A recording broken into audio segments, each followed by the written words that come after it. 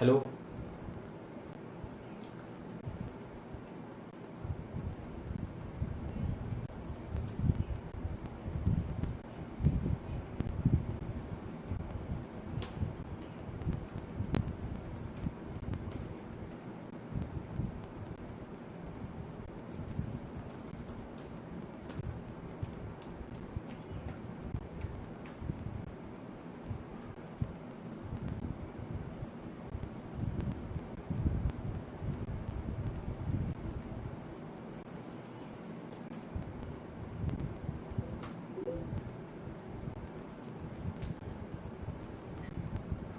F dash X equals to 0। अब मुझे ये देखना है कि कौन से ऐसे एक्स हैं जहां पे फंक्शन का डेरिवेटिव एफ एक्स यानी पॉलिनोमियल फंक्शन का डेरिवेटिव पॉजिटिव है, और ऐसे कौन से एक्स हैं जहां पे फंक्शन का डेरिवेटिव नेगेटिव है, और ऐसे कौन से एक्स हैं जहां पे फंक्शन का डेरिवेटिव 0 के बराबर है। तो मैंने सारे एक्स के वैल्यू को यहाँ पे हाईलाइट किया। अब यहाँ पे कुछ क्रिटिकल पॉइंट्स हैं। क्या रूल होता है?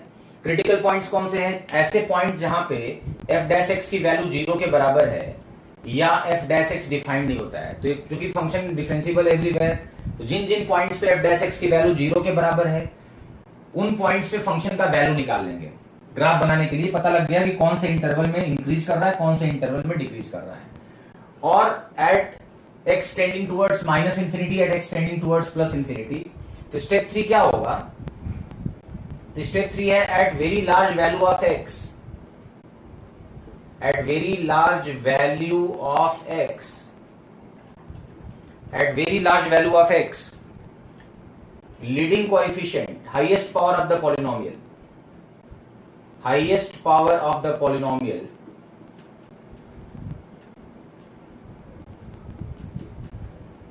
of polynomial will govern the range। तो x की वैल्यू अगर बहुत बड़ी रखी जाए तो हाईएस्ट पावर जो पॉलिनोमियल का है वो रेंज को गवर्न करता है। मतलब कि अगर मैं आपसे बोलूं कि limit x tending towards minus infinity पे fx की वैल्यू क्या होगी, तो आप बताएंगे जो लीडिंग कोएफिशिएंट यानी 3x टू द पावर 4 वो डिसाइड करेगा और इसकी वैल्यू प्लस इंफिनिटी हो जाएगी। और x tending towards plus infinity पे fx की वैल्यू क्या होगी, तो x tending towards plus infinity पे भी fx की वैल्यू क्या होगी, 3x to the power 4 decide करेगा, वो भी प्लस इंफिनिटी होगी। अब यहां पे हम लोग देखते हैं कि -2 पे वैल्यू कितनी होगी। तो x इक्वल्स टू -2 पे फंक्शन की वैल्यू अगर निकालें जहां पे डेरिवेटिव 0 के बराबर आया हुआ है, तो -2 पे वैल्यू अगर हम कैलकुलेट करते हैं तो 3 multiplied by -2 to the power 4 that is 16। -2 पे डेरिवेटिव तो 0 के बराबर है लेकिन फंक्शन वैल्यू कितनी हो निकाल रहे हैं, और +8 मल्टीप्लाइड बाई -2 का होल क्यूब यानी 8 मिलेगा। और फिर -2 यहां रखेंगे तो -6 मल्टीप्लाइड बाई +4 आ रहा है। फिर यहां -2 रखेंगे तो -24 मल्टीप्लाइड बाई 2 आएगा। यानी यहां मिल रहा है 48 -64 -24 +48, दिस विल बिकम 96 मिल रहा है। और यहां पे कितना आ रहा है बताइए, 88 मिल रहा है। तो 96 और फिर 88 सब्ट्रैक्ट कर दिया, दिस विल बिकम 8। ठीक है, तो f-2 की वैल्यू 8 के बराबर आ रही है। अच्छा, जिन जिन पॉइंट्स पे डेरिवेटिव 0 हो चुके हैं उन पॉइंट से फंक्शन की वैल्यू निकाल लेते हैं। तो f-1 कितना होगा? इस पॉइंट पे f डैश x की वैल्यू तो 0 है लेकिन इस पॉइंट पे फंक्शन वैल्यू कितना होगा -1 पे। तो -1 पे फंक्शन वैल्यू निकाल रहे थे, यहाँ पे 3 आएगा। फिर यहाँ -8 आ रहा है, -1 पे वैल्यू निकालेंगे तो यहाँ -6 आएगा और ये +24 है। तो -1 पे वैल्यू निकालने पर इसकी वैल्यू आ रही है दिस इज इक्वल्स टू 3 + 24 यानी 27 - 14, तो 13 आ रहा है। This equals to 13 in this case. +1 पे वैल्यू निकाल लेते हैं, तो +1 पे डेरिवेटिव 0 है, +1 पे f डैश x की वैल्यू 0 है, फंक्शन वैल्यू कितना आ रहा है, तो +1 पे वैल्यू निकालेंगे, दिस इज 3 + 8 -6 -24, तो -30 + 11 मतलब -19 आ रहा है। तो यहां पे कुछ क्रिटिकल पॉइंट्स इंपॉर्टेंट है। आप देख सकते हैं कि उन सारे पॉइंट्स पे, एंड पॉइंट पे, डोमेन के एंड पॉइंट पे मतलब -इंफिनिटी पे और +इंफिनिटी पे फंक्शन वैल्यू निकाला, और साथ में उन पॉइंट्स पे फंक्शन वैल्यू कैलकुलेट की जहां पे फंक्शन का डेरिवेटिव 0 के बराबर है। तो सारे पॉइंट्स पे फंक्शन की वैल्यू हमने यहां पे कैलकुलेट कर रखी है। और ये पता लगा लिया कि कौन से इंटरवल में फंक्शन का नेचर मोनोटॉनिक डिक्रीजिंग है और कौन से इंटरवल में फंक्शन का नेचर मोनोटॉनिक इंक्रीजिंग है। अगर ये मालूम चल गया तो इसको ग्राफ करना बहुत ही सहज जाता है। इतना सब एनालिसिस करने के बाद इस फंक्शन को ग्राफ करने की कोशिश करनी है। Draw the graph of this function. अब क्या ध्यान रखना पड़ेगा,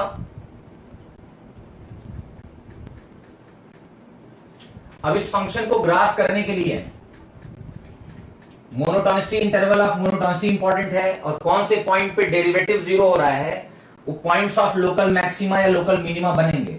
ध्यान रखिए, जिन पॉइंट्स पे फंक्शन का डेरिवेटिव जीरो होगा वो पॉइंट्स ऑफ लोकल एक्सट्रीमम हो सकते हैं। तो उनके फंक्शन वैल्यू हमने कैलकुलेट कर रखी है ऑलरेडी। तो ग्राफ बनाने के लिए क्या करना होगा, इस फंक्शन को, बाई क्वाड्रेटिक फंक्शन को अगर ग्राफ करना है एफ एक्स को एक्स के साथ, तो क्रिटिकल पॉइंट्स इंपॉर्टेंट है। तो -2 क्रिटिकल पॉइंट है, फिर -1 क्रिटिकल पॉइंट है, फिर 1 क्रिटिकल पॉइंट आ रहा है और इंफिनिटी और माइनस इंफिनिटी तो क्रिटिकल पॉइंट है ही। अब यहां पे जरा देखो कि क्या हो रहा है। तो -इंफिनिटी से लेके -2 तक हमने बताया अभी साइन स्कीम में, एफ डैश एक्स के साइन स्कीम में, -इंफिनिटी से -2 तक फंक्शन का नेचर मोनोटॉनिक डिक्रीजिंग है। -इंफिनिटी पे इसकी वैल्यू +इंफिनिटी और -2 पे इसकी वैल्यू निकाल रहे हैं तो 8 आ रही है। तो फंक्शन का नेचर डिक्रीजिंग है और -2 पे इसकी वैल्यू +8 आ रही है। तो यहां -2 पे फंक्शन वैल्यू +8 आ रहा है, यानी -इंफिनिटी से लेके -2 तक फंक्शन का नेचर डिक्रीजिंग है। और किस तरह डिक्रीज करेगा इसको अगर निकालना चाहते हैं तो डबल डेरिवेटिव चेक करना पड़ेगा। और अगर डबल डेरिवेटिव चेक करेंगे तो आपको पता लगेगा कि कॉन्केविटी अपवर्ड ही आएगी। उसको हालांकि उसकी जरूरत नहीं है, ये फंक्शन डिक्रीज 3 तरह से कर सकता है, कॉन्केव डाउन, फ्लैट, कई तरह से कर सकता है। तो यहाँ पे कॉन्केविटी अपवर्ड होगी, हम इसको चेक भी कर सकते हैं एफ डबल प्राइम एक्स से, d2y dx2 से। तो -इंफिनिटी से -2 तक फंक्शन का नेचर डिक्रीजिंग है, फिर -2 से -1 तक फंक्शन का नेचर इंक्रीजिंग है। तो इसके बाद से फंक्शन इंक्रीज कर रहा है, यहाँ पे डेरिवेटिव 0 है और यहाँ -1 पे फंक्शन का वैल्यू फिर से इसकी वैल्यू 13 हो जाती है। और यहाँ पे कहीं ना कहीं कॉन्केविटी चेंज होगी, यहाँ पे dy dx 0 हो गया है। तो कॉन्केविटी अपवर्ड बनी हुई है, डिक्रीजिंग में भी इंक्रीजिंग में भी। और किसी पॉइंट पे फंक्शन का कॉन्केव नेचर बदलेगा और यहाँ पे फिर से dy dx 0 हो रहा है। d2y dx2 निकाले बगैर हम ग्राफ ड्रॉ करना चाहते हैं। अब इसके बाद बोल रहा है फंक्शन का नेचर -1 से 1 तक फिर डिक्रीज कर रहा है और 0 पे अगर फंक्शन का वैल्यू निकाल रहे हैं तो 0 पे इसका वैल्यू आ रहा है 0 और फिर 1 पे इसका वैल्यू निकाल रहे हैं तो -19 आ रहा है। तो 1 पे इसका वैल्यू -19 आ रहा है, फिर डिक्रीजिंग है। तो -1 से लेके +1 तक फंक्शन का नेचर मोनोटोन है और डिक्रीजिंग फंक्शन है। 0 पे फंक्शन का वैल्यू निकालने पर f0 0 ही आएगा। एक और क्रिटिकल पॉइंट 0 होता है, ओरिजिन पे वैल्यू निकाल लेते हैं हर बार और फंक्शन वैल्यू 0 पे कैलकुलेट करें तो 0 मिल रहा है। इसके राइट में फिर फंक्शन का नेचर इंक्रीजिंग बनेगा और इंफिनिटी पे फिर से +इंफिनिटी बन रहा है। तो यहाँ पे जो क्रिटिकल पॉइंट्स है जहां पे फंक्शन का डेरिवेटिव यानी टेंजेंट हॉरिजॉन्टल हो रहा है, जहां पे f डैश x की वैल्यू 0 हो रही है, क्रिटिकल पॉइंट्स यहाँ पे 3 है, P1, P2 और P3। एक पॉइंट है -2 8, एक पॉइंट है -1 13 और एक पॉइंट है 1, -19। तो फंक्शन का जो नेचर है -इंफिनिटी पे और +इंफिनिटी पे जो लीडिंग कोएफिशिएंट है यानी हाईएस्ट पावर पॉलिनोमियल का, वो रेंज को गवर्न करता है। तो इसका जब रफ स्केच बनाएंगे बाई क्वाड्रेटिक फंक्शन का तो कुछ इस तरह से वेरिएशन बनेगा। इसको आप बना लें, कुछ क्रिटिकल पॉइंट्स इंपॉर्टेंट हैं। अब इस ग्राफ को हम लोग देख के मोनोटॉनिक बिहेवियर आसानी से बता सकते हैं कि -इंफिनिटी से -2 तक x का वैल्यू बढ़ा रहे हैं तो फंक्शन का y कोऑर्डिनेट घट रहा है। फिर -2 से लेके +1 तक फंक्शन का नेचर इंक्रीजिंग है, फिर -1 से 1 तक फिर फंक्शन का नेचर डिक्रीजिंग है, फिर 1 से इंफिनिटी तक फिर इंक्रीज कर रहा है और x बढ़ाने पर y की वैल्यू क्या हो रही है, बढ़ रही है। इसका रफ स्केच हम लोग आसानी से ड्रॉ कर सकते हैं। कुछ इंपॉर्टेंट पॉइंट्स पे फंक्शन वैल्यू निकालनी पड़ती है, -इंफिनिटी पे, +इंफिनिटी पे, उन पॉइंट्स पे जहां पे फंक्शन का डेरिवेटिव 0 हो रहा है और ओरिजिन पे। इतना सारे क्रिटिकल पॉइंट्स निकालने के बाद इसका रफ स्केच बना सकते हैं। फंक्शन सभी पॉइंट्स पे कंटिन्यूअस होता है पॉलिनोमियल फंक्शन और सारे पॉइंट्स पे डिफरेंशिएबल होता है। ध्यान लिख सकते हैं कि फंक्शन जो पॉलिनोमियल फंक्शन है always continuous, polynomial functions always continuous and differentiable function। इसका डोमेन क्या होता है, x belongs to R। तो सभी x के लिए फंक्शन का नेचर कंटिन्यूअस होगा और सभी x के लिए फंक्शन जो होगा वो डिफरेंशिएबल होगा। डोमेन क्या है फंक्शन का, R, x belongs to R। सारे रियल वैल्यू के लिए फंक्शन डिफाइंड है और इसका वेरिएशन हम लोग बाई क्वाड्रेटिक फंक्शन का रफली प्लॉट कर सकते हैं। इसको नोट कर लीजिए सब लोग।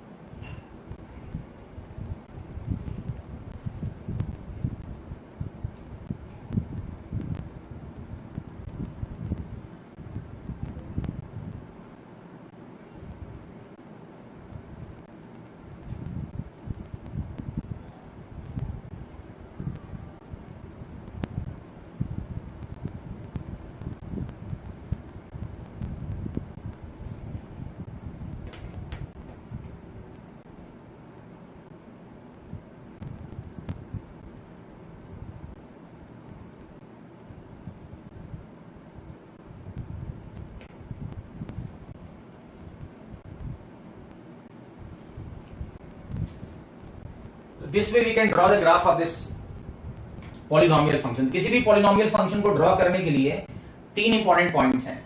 तो क्रिटिकल पॉइंट्स को सर्च करना होता है, ऐसे पॉइंट्स को सर्च करना होगा जहां पे फंक्शन का नेचर, ऐसे इंटरवल्स को सिलेक्ट करना पड़ेगा जहां पे फंक्शन का नेचर मोनोटोन है, और ऐसे क्रिटिकल पॉइंट्स को सर्च करना होगा जहां पे डेरिवेटिव 0 हो रहा है।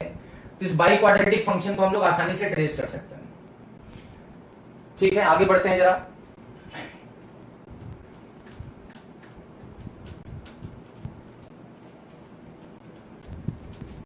क्वेश्चन कैसे पूछता है? क्वेश्चन इसमें ऐसे पूछ सकता है कि कोई इक्वेशन है, फंक्शनल इक्वेशन। कैसे क्वेश्चन पे ग्राफिकली पूछ सकता है कि मान लो कोई इक्वेशन इस तरह दिया हुआ है 3x to the power 4 plus 8x cube minus 6x square minus 24x plus some constant equals to 0। अच्छा, ये बाई क्वाड्रेटिक इक्वेशन है और यहां पे दिया हुआ है कि have 4 real and distinct roots. ये जो इक्वेशन है 4 रियल और डिस्टिंक्ट रूट्स यहां पे हैं। बोल रहा है स्टेप 3 में क्या लिखे थे? स्टेप 3 जो था उसमें उस पॉइंट को सर्च कर रहे थे जहां पे फंक्शन का स्लोप 0 बन रहा था और क्रिटिकल पॉइंट्स पे वैल्यू निकाल रहे थे। जिन जिन पॉइंट से फंक्शन का स्लोप 0 था, तो -2 पे फंक्शन का स्लोप 0 था, dy dx 0 था, -1 पे फंक्शन का स्लोप 0 था और +1 पे फंक्शन का स्लोप 0 था। तो उन पॉइंट से फंक्शन वैल्यू निकाल लो। और यहां दिख रहा है कि x की वैल्यू जो -2 से -1 तक वेरी कर रही है, तो फंक्शन का नेचर क्या है? इंक्रीजिंग है। और -1 से 1 तक x का वैल्यू चेंज हो रहा है ना, तो y का वैल्यू 13 से घट के -19 हो रहा है, थोड़ा स्टीपर है। इसके बाद जब x की वैल्यू 1 से इंफिनिटी हो रही है, तो फंक्शन की वैल्यू -19 से +∞ तक जा रही है। अब बोल रहा है कि इस तरह के क्वेश्चंस को कैसे सवाल पूछा सकता है। इस तरह के क्वेश्चंस पे ये दिया हुआ स्टेटमेंट है कि this equation have 4 real and distinct roots. The question is find all possible value of k। तो सारे k के पॉसिबल रियल वैल्यूज को हम यहां पे अटेम्प्ट करना चाहते हैं कि k के कौन कौन से वैल्यू के लिए इस बाई क्वाड्रेटिक इक्वेशन के 4 रियल और डिस्टिंक्ट रूट्स होंगे। तो let us try it out. इस क्वेश्चन को समझते हैं। तो क्या पूछ रहा है जरा देखो ध्यान से। इसमें हम क्या करेंगे, इस कांस्टेंट को सेपरेट अगर कर लेते हैं, इसको सॉल्व करने के लिए हम लोग क्या करें, एक तरफ biquadratic function 3x to the power 4 8x cube minus 6x square minus 24x रख दें और एक तरफ k रख, माइनस k को राइट हैंड साइड में ट्रांसफर कर लें। तुम देखोगे कि लेफ्ट हैंड साइड में इस फंक्शन को अगर हम fx मान लें और राइट हैंड साइड वाले फंक्शन को हम लोग gx मान लें, हालांकि ये कांस्टेंट फंक्शन है, इसका ग्राफ बनाना बहुत ही आसान है, कांस्टेंट पॉलिनोमियल है और ये बाई क्वाड्रेटिक पॉलिनोमियल है। तो मुझे देखना है कि इन दोनों ग्राफ का जो number of points of intersection होने चाहिए वो 4 होने चाहिए और चारों के चारों रियल और डिस्टिंक्ट रूट्स होने चाहिए। तो लेफ्ट हैंड साइड फंक्शन का ग्राफ हमने जस्ट बनाया हुआ है। इस ग्राफ को अगर हम कंसीडर करें तो 3x to the power 4 plus 8x cube minus 6x square minus 24x का ग्राफ ऑलरेडी ड्रॉ किया गया है। अब इस gx फंक्शन को उसी स्केल पे ट्रेस करते हैं।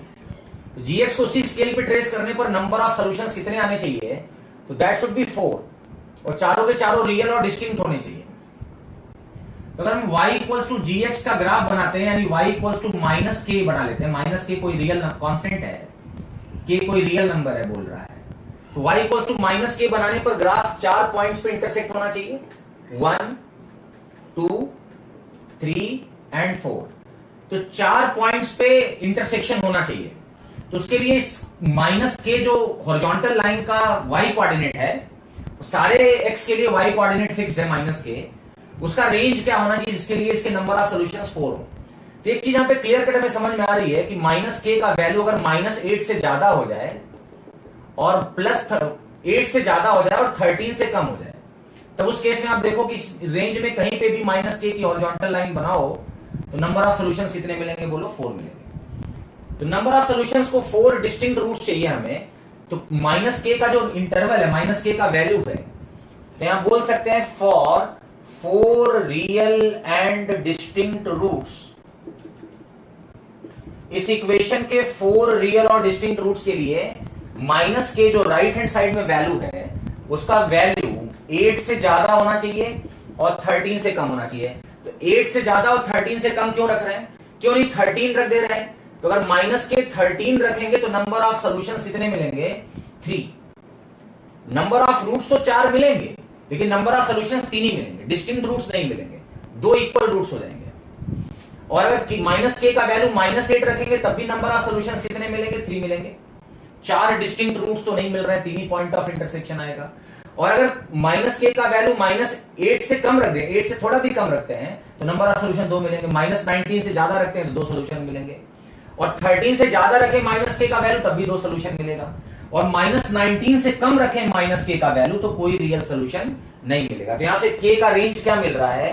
तो के का रेंज -13 से अगर -8 के बीच में होगा, -13 से -8 ओपन इंटरवल, ध्यान रखिए ओपन इंटरवल, तब उस केस में इस इक्वेशन के चारों रूट्स रियल और डिस्टिंक्ट होंगे। यानी यहां जो के लिखा गया है, अगर वो -13 से -8 के बीच में कोई भी रियल नंबर रख दें तो इस बाई क्वाड्रेटिक इक्वेशन के 4 डिस्टिंक्ट रूट्स मिलेंगे। अच्छा, अगर कोई पूछे कि के माइनस के का वैल्यू 13 रख दें, या के -13 रख दें, या माइनस के का वैल्यू 8 रख दें, या के -8 रख दें, तब कितने सॉल्यूशंस मिलेंगे? तो 3 सॉल्यूशंस मिलेंगे।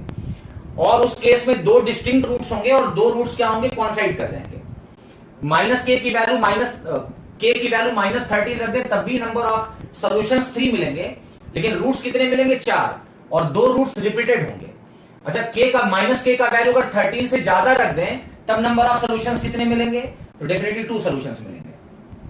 और माइनस के का वैल्यू अगर -19 से 8 के बीच में रख दे तब क्या होगा? तब भी 2 सॉल्यूशंस मिलेंगे। माइनस के का वैल्यू -19 से कम कर दे तब क्या मिलेगा? उस केस में कोई रियल सोल्यूशन नहीं मिलेगा, मतलब this equation will have no real solution. तो अगर चारों रूट्स को रियल और डिस्टिंक्ट बनना है तो माइनस के का रेंज हमें पता है, पहले हॉरिजॉन्टल लाइन ड्रॉ करके देखेंगे। तो माइनस के का रेंज अगर 8 से ज्यादा ले लेते हैं या 13 से कम ले लेते हैं तो उस केस में ये जो हॉरिजॉन्टल लाइन है ग्राफ को 4 डिस्टिंक्ट पॉइंट पे कट करेगी। तो उस केस में नंबर ऑफ रूट्स 4 होंगे और चारों के चारों डिस्टिंक्ट होंगे। तो इस तरह से हम लोग के का रेंज या इस तरह के क्वेश्चंस को हम लोग अटेंड कर सकते हैं।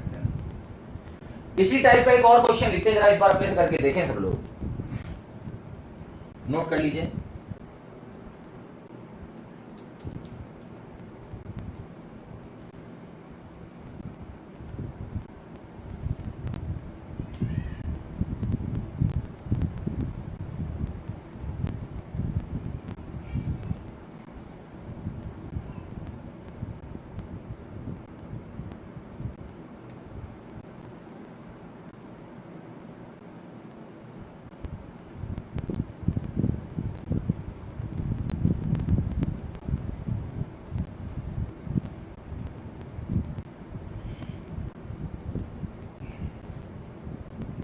Similarly,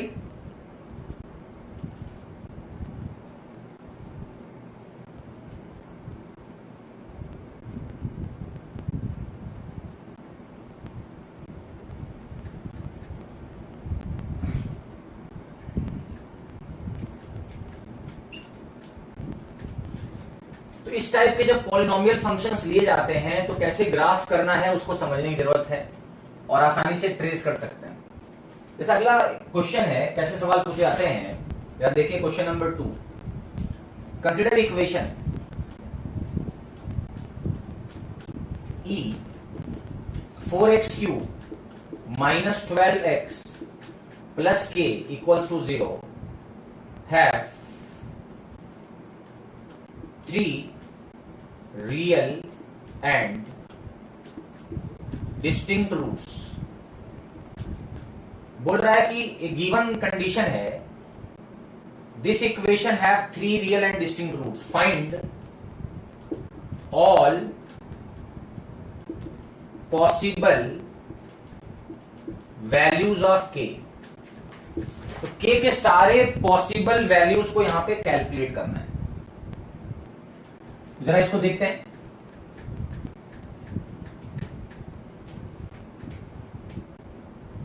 तो अभी सेम क्वेश्चन है, यहां polynomial function, cubic polynomial function select करना पड़ेगा। और इस इक्वेशन को कंसीडर करने के लिए हम लोग क्या करेंगे कि जो लेफ्ट हैंड साइड है इसको देखो जरा ध्यान से, इसको हम लोग क्या बोलेंगे, 4x³ माइनस 12x को एक तरफ कर लेते हैं और इस कांस्टेंट -k को राइट हैंड साइड में भेज देते हैं। इस पूरे फंक्शन को हम लोग कुछ देर के लिए fx कंसीडर कर लेते हैं और इस फंक्शन को राइट हैंड साइड वाले फंक्शन को कुछ देर के लिए gx कंसीडर कर लेते हैं। अब बोल रहा है कि इस इक्वेशन के मतलब इस वाले ग्राफ को, इसका ग्राफ बनाएंगे और जो हॉरिजॉन्टल लाइन है उसको 3 डिस्टिंक्ट पॉइंट पे कट करना चाहिए। तो उसके लिए क्या करना पड़ेगा, सबसे पहले इस फंक्शन के बारे में स्टडी करना पड़ेगा कि 4x³ माइनस 12x फंक्शन का नेचर कैसा है। तो सपोज इसको ग्राफ करने से पहले हमें इस फंक्शन के बारे में स्टडी करना पड़ेगा। Let fx is equals to 4x³ minus 12x। चलिए इस फंक्शन को 4x³ माइनस 12x लिख देते हैं। जरा इसका ग्राफ बना के देखें सब लोग कैसा ग्राफ होगा। तो कौन कौन से स्टेप्स हमने इन्वॉल्व किए थे उन सारे स्टेप्स पे फोकस कीजिए, ग्राफ करने की कोशिश कीजिए। ठीक है, तो स्टेप 1 क्या होगा, सबसे पहले चेक करेंगे कि कौन से ऐसे x के वैल्यू हैं जहां पे फंक्शन का डेरिवेटिव। तो सबसे पहले स्लोप निकालेंगे f' कितना मिलेगा बताइए, 12x² माइनस 12 और 12x² माइनस 12 का सबसे पहले साइन स्कीम बनाए x माइनस 1 x प्लस 1 बन रहा है। तो साइन स्कीम ऑफ f'(x), तो साइन स्कीम ऑफ f'(x) किस पे डिपेंड कर रहा है, -1 पे और +1 पे।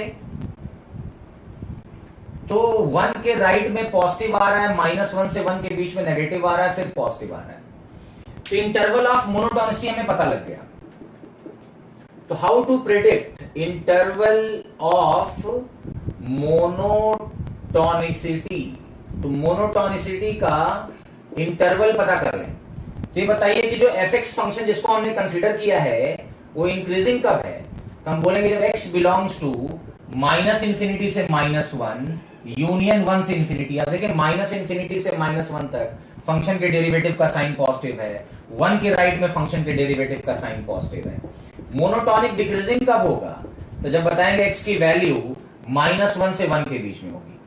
f' की वैल्यू 0 के बराबर कब होगी, there are 2 critical point, -1 and +1, 2 critical point पे फंक्शन का डेरिवेटिव 0 के बराबर है।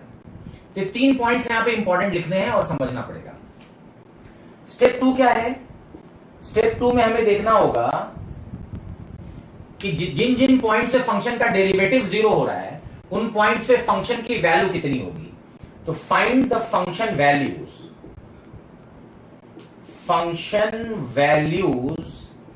Eight critical points. तो क्रिटिकल पॉइंट्स यहां पे कौन कौन से हैं, -1 क्रिटिकल पॉइंट है, तो -1 पे वैल्यू निकालेंगे फंक्शन की, तो -4 और +12 मतलब -1 पे 8 आ रहा है, +1 पे निकालेंगे तो 4 - 12 -8 आ रहा है, और -∞ +∞ इसके डोमेन के एंड पॉइंट हैं। तो -∞ पे कितनी वैल्यू होगी, तो हाईएस्ट पावर जो होता है very large value of x, highest power of the polynomial will govern the range. तो -∞ पे -∞ मिलेगा, +∞ पे क्योंकि ऑड पावर है +∞ पे +∞ आएगा।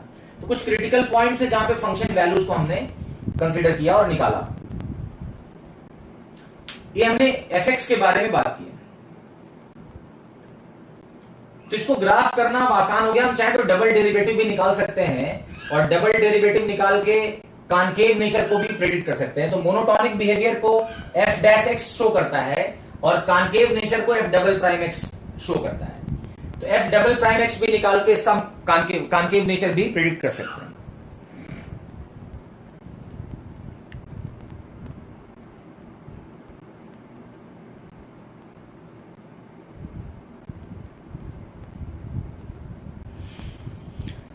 तो अगला जो स्टेप हम लोग यहां पे चाहे तो लिख सकते हैं स्टेप 3। स्टेप 3 में क्या होगा, f'' निकालने, और f'' दोबारा d2y dx निकालें तो 24x आ रहा है, जो कि ग्रेटर देन 0 कब होगा, for every x greater than 0, और 24x लेस देन 0 कब होगा, for every x less than 0। इसका मतलब x positive pay concavity upward है और एक्स नेगेटिव रखने पर कॉन्केविटी क्या है, डाउनवर्ड है। इसका साइन स्कीम अगर हम लोग बनाते हैं एफ डबल प्राइम एक्स का, तो एफ डबल प्राइम एक्स का साइन स्कीम जीरो पे डिपेंड कर रहा है। जीरो के राइट में मतलब एक्स बराबर जीरो लाइन के राइट में साइन पॉजिटिव है d2y dx2 का, और जीरो के लेफ्ट में साइन क्या है, नेगेटिव है। तो जीरो पॉइंट ऑफ इन्फ्लेक्शन बोलते हैं इसको, यानी इस पॉइंट पे फंक्शन का कॉन्केविटी क्या होगा, चेंज होगा जीरो पे। d2y dx2 का साइन पॉजिटिव है जीरो से इंफिनिटी तक, और माइनस इंफिनिटी से जीरो तक d2y dx2 का साइन क्या है, नेगेटिव है। यानी फंक्शन का कॉन्केव डाउन है और जीरो के राइट में फंक्शन का कॉन्केव क्या है, अपवर्ड है। इतनी सारी एनालिसिस हमने करने के बाद इस फंक्शन fx को ग्राफ करने की कोशिश करते हैं। तो draw the graph of fx first of all. तो कैसा ग्राफ ड्रॉ कर बना पाएंगे इसको? तो अगर मैं इस फंक्शन fx को ट्रेस करता हूं लेफ्ट हैंड साइड फंक्शन को, तो कैसा ग्राफ बन रहा है? No, draw the graph of fx first of all. Critical points कौन कौन से आ रहे हैं? तो -1 और +1 दो क्रिटिकल पॉइंट्स आ रहे हैं। ओरिजिन हमेशा क्रिटिकल पॉइंट होता है, ठीक है।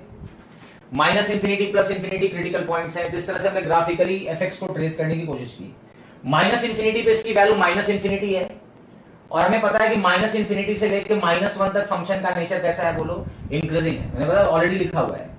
और माइनस इंफिनिटी पे माइनस इंफिनिटी है और -1 पे इसकी वैल्यू +8 है, और कॉन्केव नेचर डाउनवर्ड है। कैसे मालूम चला कॉन्केविटी डाउनवर्ड है? क्योंकि x बराबर 0 के लेफ्ट में d2y dx2 का साइन क्या है, नेगेटिव है। आप देख सकते हैं, इसलिए इंक्रीज करेगा और कॉन्केविटी डाउनवर्ड होगी।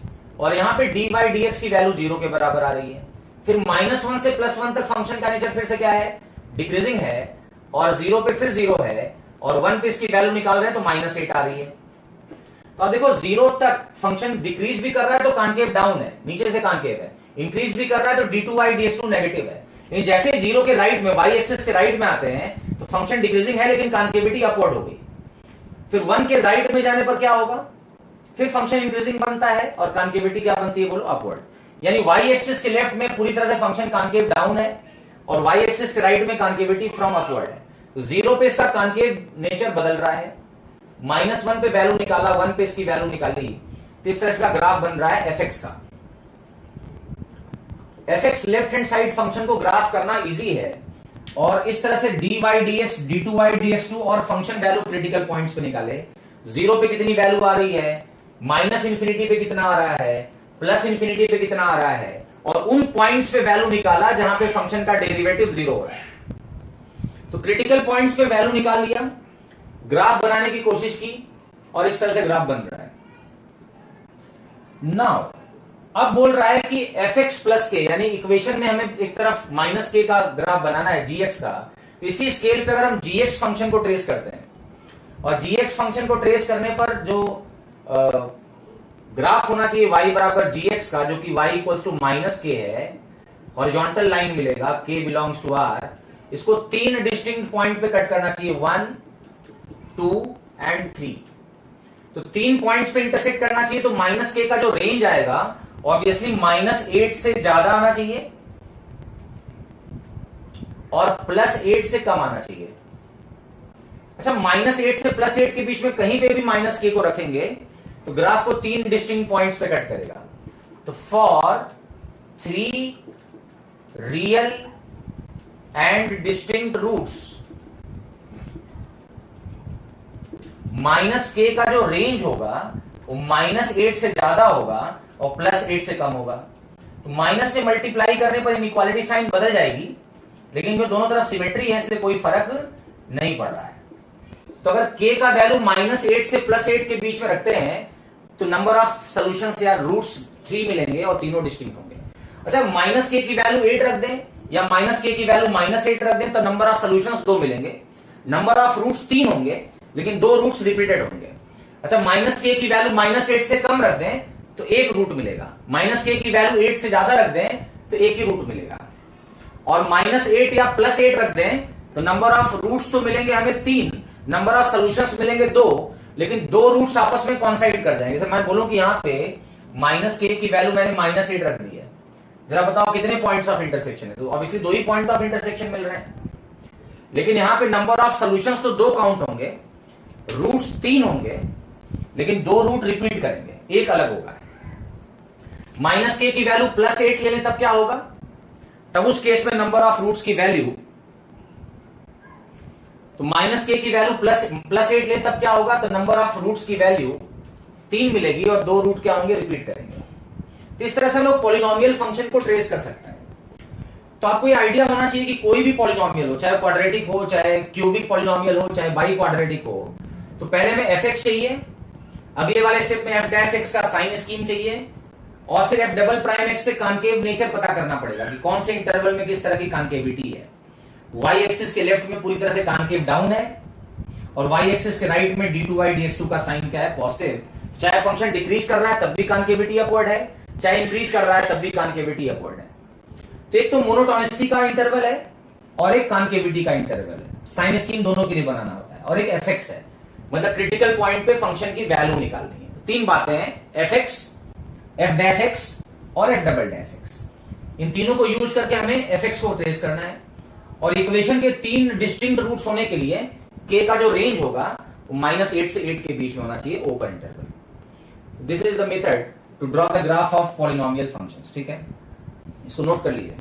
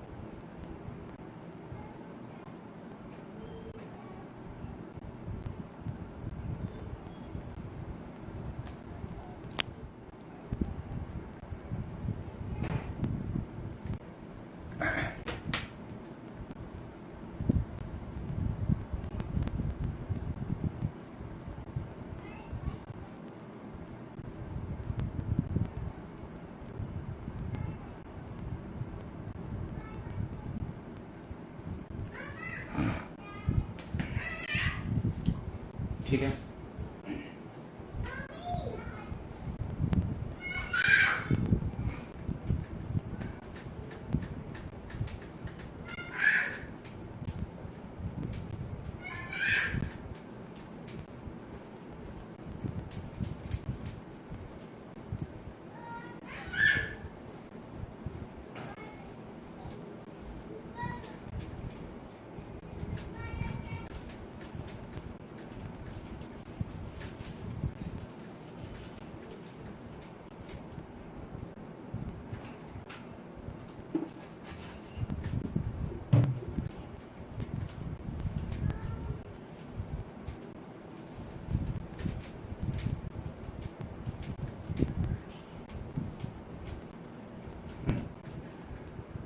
तो इस तरह से पॉलिनोमियल फंक्शंस को हम लोग स्टडी कर सकते हैं और इससे कनेक्टेड क्वेश्चंस को अटेम्प्ट कर सकते हैं।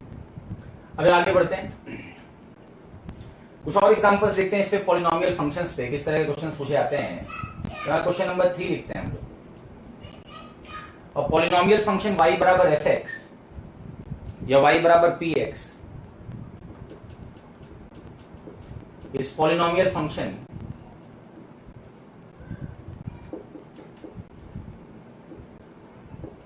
with leading coefficient equals to 2। Leading coefficient 2 है, तो y बराबर px एक पॉलिनोमियल फंक्शन है, क्यूबिक पॉलिनोमियल फंक्शन लेते हैं। चलिए क्यूबिक पॉलिनोमियल फंक्शन है, लीडिंग कोएफिशिएंट 2 है, 3 डिग्री का पॉलिनोमियल फंक्शन है, उसका लीडिंग कोएफिशिएंट 2 है। ओके, और यहां पे कुछ और इंफॉर्मेशन दी गई है कि P1 का वैल्यू 1 के बराबर है, P2 का वैल्यू 3 के बराबर है, P3 का वैल्यू 5 के बराबर है। Also it is given that P1 का वैल्यू 1 के बराबर है, P2 का वैल्यू 3 के बराबर है और P3 का वैल्यू 5 के बराबर है। The question is find the value of P5। चलिए, अच्छा पॉलिनोमियल्स की कुछ थ्योरी हमें पहले से पता होनी चाहिए। बोल रहा है क्यूबिक पॉलिनोमियल है, उसका लीडिंग कोएफिशिएंट 2 के बराबर है। लीडिंग कोएफिशिएंट हम लोग बढ़ा भी सकते हैं, मान लो लीडिंग कोएफिशिएंट को बढ़ा भी कर सकते हैं। फिलहाल यहाँ पे 2 लिखा है, कोई दिक्कत नहीं है। P1 की वैल्यू 1 के बराबर है, P2 की वैल्यू 3 के बराबर है, P3 की वैल्यू 5 के बराबर है। तो बोल रहा है कि P5 की वैल्यू क्या होगी, हमें कैलकुलेट कीजिए।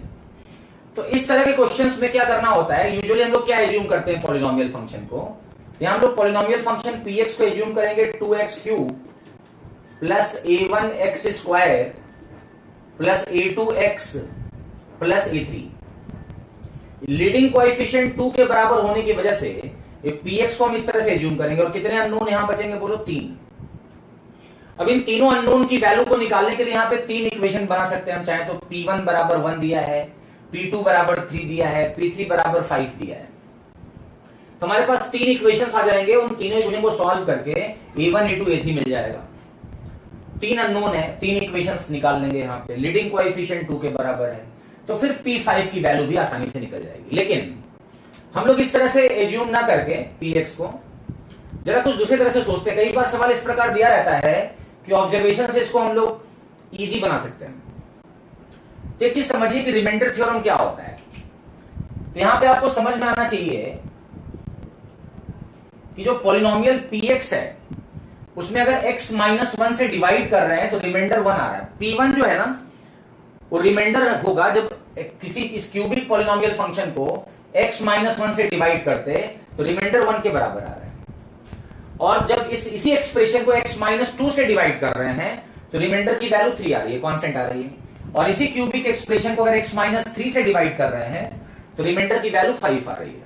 ये रिमाइंडर थ्योरम स्ट्रेट वे है कि किसी भी पॉलिनोमियल फंक्शन को 3 डिग्री का हो चाहे n डिग्री का हो, उसको किसी लीनियर पॉलिनोमियल फंक्शन x -1 से डिवाइड कर रहे हैं तो जो रिमाइंडर आ रहा है वो P1 आ रहा है, that is 1 in this case. और x -2 से डिवाइड कर रहे हैं तो नॉट 0, इसका मतलब x -2 फैक्टर नहीं है उसका। x -2 से डिवाइड करने पर रिमाइंडर 3 आ रहा है और x -3 से डिवाइड करने पर रिमाइंडर 5 आ रहा है। तो बहुत इंपॉर्टेंट है। इसका मतलब यहां पे हमें इसको अगर ध्यान से देखें तो रिमाइंडर का जो पैटर्न है, P1 की वैल्यू 1 है, P2 की वैल्यू 3 है, P3 की वैल्यू 5 है। तो रिमाइंडर में आप देखें तो एक सीक्वेंस की प्रॉपर्टी फॉलो हो रही है। और जो रिमाइंडर मिल रहा है उस रिमाइंडर को हम इस तरह से देखें तो इसका जो nth टर्म होगा रिमाइंडर का क्या होगा, a plus n minus 1 into D. तो 135 है, तो AP के nth टर्म के फॉर्मूले से देखें तो 1 प्लस n माइनस 1 इंटू 2 यानी 2n माइनस 1 मिलेगा। इसका अगर पैटर्न P1 P2 P3 दिया है, कई बार एक पैटर्न दिया रहता है सीक्वेंस टाइप का। मतलब जो रिमाइंडर फंक्शन यहां पे बन रहा है वो 2n माइनस 1 टाइप का बन रहा है। तो आप ये समझिए जरा ध्यान से कि अगर इस Px को हम लोग x -1 से डिवाइड कर रहे हैं तो रिमाइंडर बनता है P1 और उसकी वैल्यू आएगी 1। और इसी Px को अगर हम डिवाइड करते हैं x -2 से तो रिमाइंडर आएगा P2 और उसकी वैल्यू आ रही है 3। और इसी पॉलिनोमियल फंक्शन को डिवाइड करते हैं x -3 से तो रिमाइंडर आएगा P3 और उसकी वैल्यू दिया हुआ 5।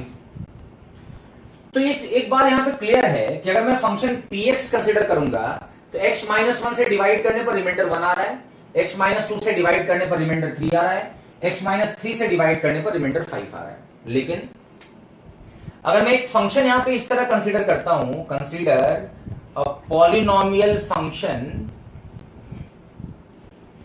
क्यूबिक पॉलिनोमियल फंक्शन,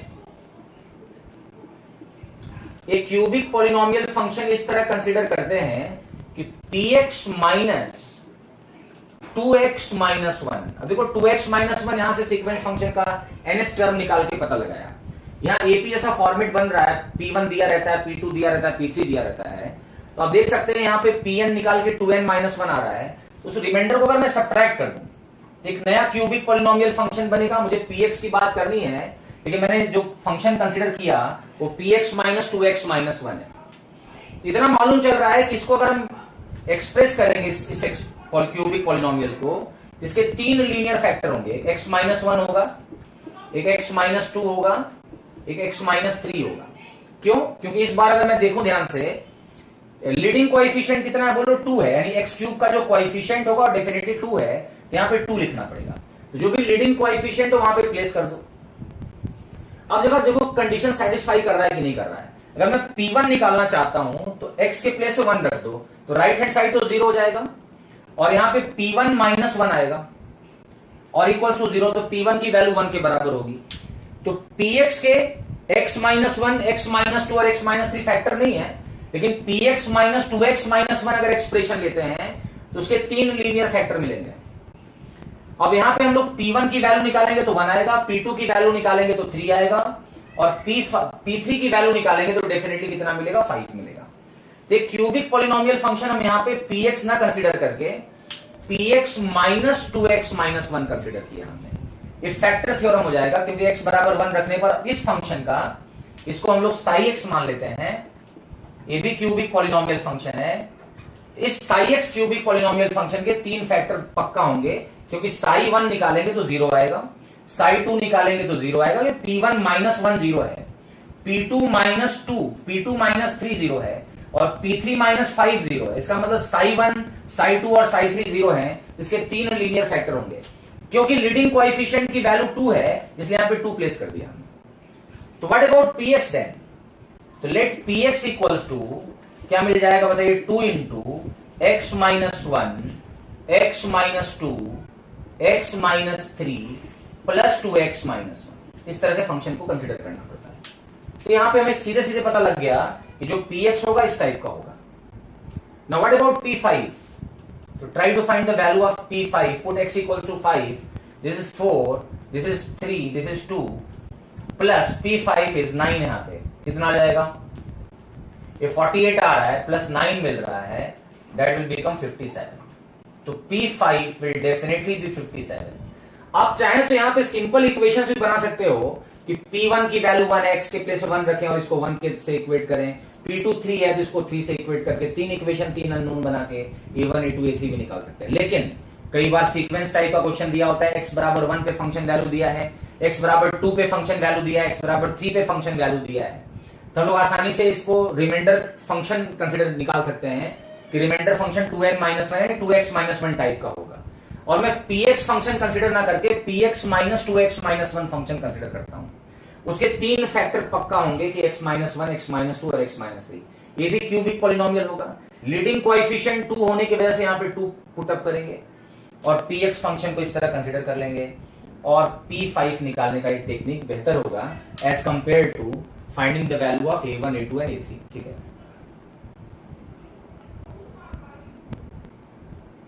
ऑब्वियसली अगर हम P1 में से 1 सब्ट्रैक्ट करें तो P1 में से 1 सब्ट्रैक्ट करने पर वो 0 मिल रहा है, इसलिए मैंने Px माइनस रिमाइंडर फंक्शन। आपको इस सीक्वेंस को पहचानना है, रिमाइंडर का जो सीक्वेंस है उसका nth टर्म क्या है, यानी उसका फंक्शन क्या होगा। अगर मैं फंक्शन निकाल लूं 2x माइनस 1 यहां से, तो एक नया फंक्शन क्यूबिक पॉलिनोमियल कंसिडर करूंगा साई x, जो कि Px माइनस 2x माइनस 1 होगा। उसके 3 लीनियर फैक्टर होंगे। क्यों? क्योंकि फैक्टर थ्योरम से साई 1 निकालेंगे तो P1 माइनस 1 होगा, वो 0 है। साई 2 निकालेंगे तो P2 माइनस 3 होगा, वो भी 0 है। साई 3 निकालेंगे तो P3 माइनस 5 होगा, वो भी 0 है। इसका मतलब x माइनस 1, x माइनस 2 और x माइनस 3 इस साई x यानी इस क्यूबिक पॉलिनोमियल फंक्शन के 3 फैक्टर होंगे। क्योंकि लीडिंग कोएफिशिएंट 2 है तो डेफिनेटली यहां पे x क्यूब का कोएफिशिएंट 2 रखना पड़ेगा। तो वहां से लोग Px फंक्शन को आइडेंटिफाई कर लेंगे और P5 निकालना इजी हो जाएगा। तो इस तरह से पॉलिनोमियल फंक्शंस को हम लोग ग्राफ भी कर सकते हैं। Draw the graph of polynomial function easy हो जाएगा और आसानी से इसको हम लोग देख सकते हैं। ठीक है,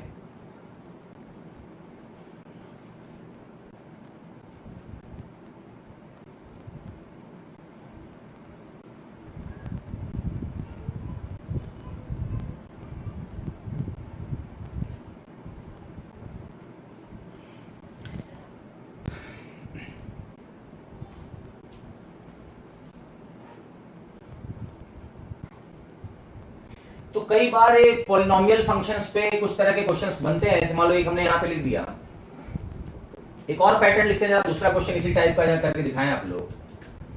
बोल रहा है y बराबर px is biquadratic function. ठीक है, बाई क्वाड्रेटिक फंक्शन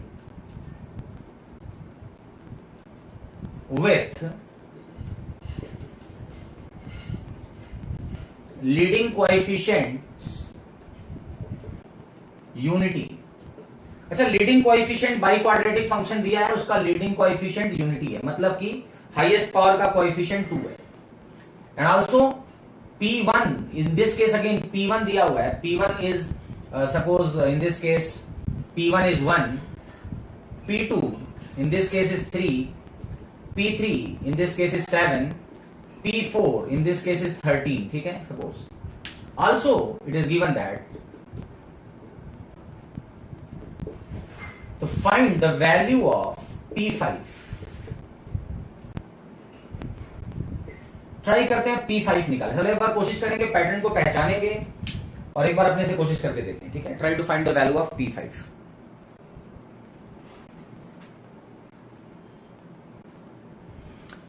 तो एक चीज यहां पे क्लियर है कि जो Px बाई क्वाड्रेटिक फंक्शन है उसको हम लोग क्या एज्यूम कर सकते हैं, तो लेट Px इक्वल्स टू, एक तरीका हो सकता है Px को एज्यूम करने का, लीडिंग कोएफिशिएंट यूनिटी होने का मतलब x के पावर 4 का कोएफिशिएंट 1 होगा, प्लस ax क्यूब होगा, प्लस bx स्क्वायर होगा, प्लस cx होगा, प्लस d होगा। अब यहां से a b और c d की वैल्यू निकालनी पड़ेगी, ठीक है। a b c और d 4 रियल पैरामीटर हैं और हमारे पास 4 इक्वेशंस दिए गए हैं, उनको रख रख के भी हम लोग 4 इक्वेशन बना सकते हैं, लेकिन हम ऐसा नहीं करना चाहते हैं। जब भी x बराबर 1 पे, x बराबर 2 पे, x बराबर 3 पे, x बराबर 4 पे वैल्यू दिया रहे, तो रिमाइंडर यहां दिया है, मतलब इस फंक्शन को अगर x माइनस 1 से डिवाइड कर रहे हैं तो रिमाइंडर 1 है, x माइनस 2 से डिवाइड कर रहे हैं रिमाइंडर 3 है, x माइनस 3 से डिवाइड कर रहे हैं रिमाइंडर 7 है, x माइनस 4 से डिवाइड कर रहे हैं रिमाइंडर 13 है। इस बार आप देखो ये AP का पैटर्न नहीं है, इसका TN निकालना थोड़ा टफ है। तो TN कैसा होगा, कैसे TN कैलकुलेट करेंगे वो इंपॉर्टेंट होगा, और फिर रिमाइंडर फंक्शन जब पता लग जाएगा तो Px माइनस और रिमाइंडर फंक्शन को कंसीडर करना पड़ेगा psi x। तो ट्राई करते हैं जरा अपने से 1, 3, 7 और 13।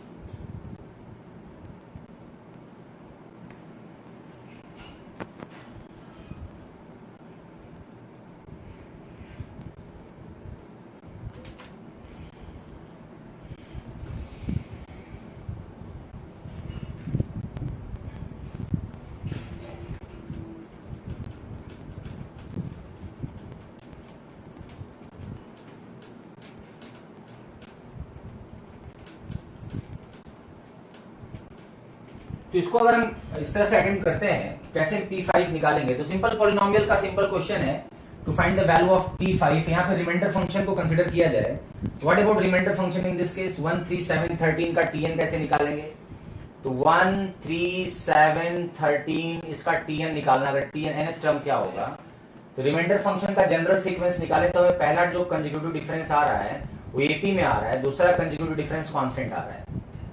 तो कैसे TN निकालते हैं, तो अब अगर TN निकालना जानते हैं तो इस बार TN की वैल्यू क्वाड्रेटिक आएगी और वो आएगा n square minus n plus 1, ठीक है। यानी P1 पता है, P2 पता है, P3 पता है, P4 पता है, तो उसी पैटर्न से रिमाइंडर टाइप का जो एक्सप्रेशन होगा वो n square minus n plus 1 मिलेगा। इस बार आप देखें फर्स्ट कंसेक्यूटिव डिफरेंस कांस्टेंट नहीं है, AP नहीं है, डायरेक्टली AP का फॉर्मूला नहीं लग पाएगा। सेकंड कंसेक्यूटिव डिफरेंस की वैल्यू यहां पे देख सकते हैं, सेकंड कंसेक्यूटिव डिफरेंस कांस्टेंट आ रहा है, इसका मतलब TN जो होगा, क्योंकि सेकंड कंसेक्यूटिव डिफरेंस कांस्टेंट है इसलिए क्वाड्रेटिक होगा। और ये कैसे निकालते हैं, सीक्वेंस और सीरीज में हमें पता होना चाहिए इस मेथड TN कैसे निकलेगा इस सीक्वेंस का। अगर TN हम लोग मान लेते हैं n square minus n plus 1 है, n square minus n plus 1 है,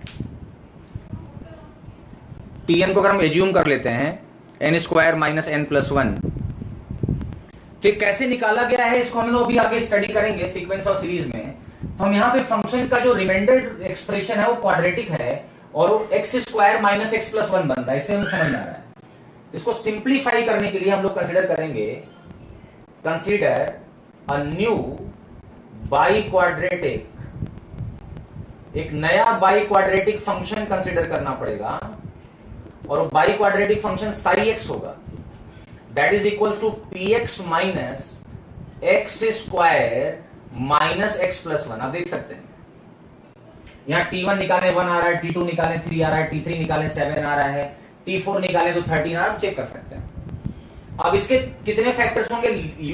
चारों फैक्टर यहां पे x-1, x-2, x-3 और x-4 होंगे, और लीडिंग कोएफिशिएंट क्योंकि यूनिटी है इसलिए पक्का है कि यहां पे 1 रखना है। तो हमने यहां पे साई एक्स फंक्शन को कंसिडर किया, और साई एक्स फंक्शन मतलब px माइनस दिस फंक्शन। तो हमें पता है अगर यहां पे साई 1 निकालें तो p1 माइनस 1 आएगा, वो 0 के बराबर आएगा, और p1 माइनस 1 0 दिया है। साई 2 निकालें तो p2 माइनस 3 आएगा, वो भी 0 के बराबर आएगा। साई 3 निकालें तो p3 माइनस 7 आएगा, साई 3 की वैल्यू, वो भी 0 के बराबर होगी। साई 4 निकालें तो डेफिनेटली 0 के बराबर होगा। मतलब चारों ये लीनियर फैक्टर इसके होंगे इस नए बाई क्वाड्रेटिक फंक्शन के। अब जरा यहां पे px फंक्शन को पूछा जाए कि px कितना होगा, तो डेफिनेटली px जो होगा ना x minus 1 into x minus 2 into x minus 3 into x minus 4 plus x square minus x plus 1 होगा। Now put x equals to 5, what about f p5, that is 4 multiplied by 3 multiplied by 2 multiplied by 1, और plus 5 रखने पर 25 minus 5 plus 1 आ रहा है, that is 21 मिल रहा है। और इस तरह से निकाल सकते हैं, इसकी वैल्यू आ रही है 4 into 3, 24 plus 21 that is equal to 45। तो P5 definitely will be 45। Main part है कि सीक्वेंस फंक्शन को कैसे निकालेंगे, Tn कैसे निकालेंगे। तो सीक्वेंस सीरीज का पार्ट है, इसका सेकंड कंसेक्यूटिव डिफरेंस कांस्टेंट है। Tn कैसे निकालते हैं उसको हम लोग सीक्वेंस और सीरीज वाले टॉपिक में पढ़ेंगे, अगर आगे जरूरत पड़ी तो हम लोग सीक्वेंस और सीरीज वाले टॉपिक में पढ़ेंगे।